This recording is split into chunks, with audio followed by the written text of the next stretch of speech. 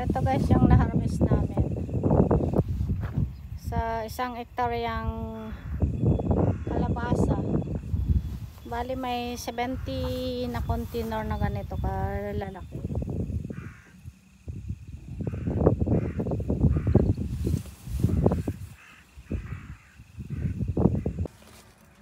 Tapos ito guys, ito yung soybeans namin. So ayan, malapit ng harvestin. So ganyan guys, oh.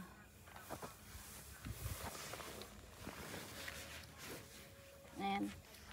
Pagka na-dry na tong mga dahon dito, pwede na tong harvestin. So ito guys, oh.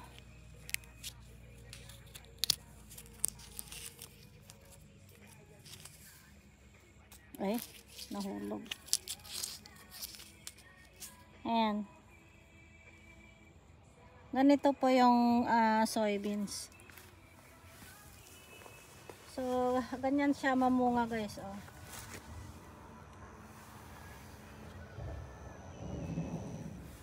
So, ito yung soybeans na haharvestin namin pagkatapos ng pagka naubos na tong nahulog na tong mga dahon niya lahat, saka na namin pwedeng harvestin.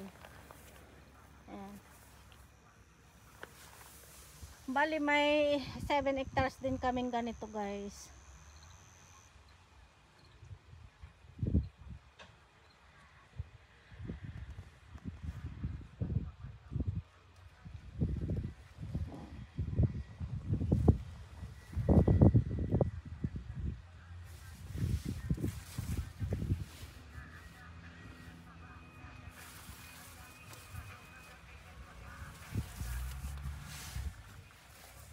So, busy po kami.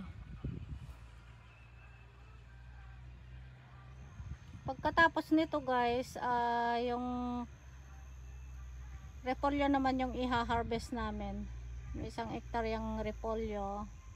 And then, 18 hectares na sugar beet. So, yun na lang yung ha-harvestin namin.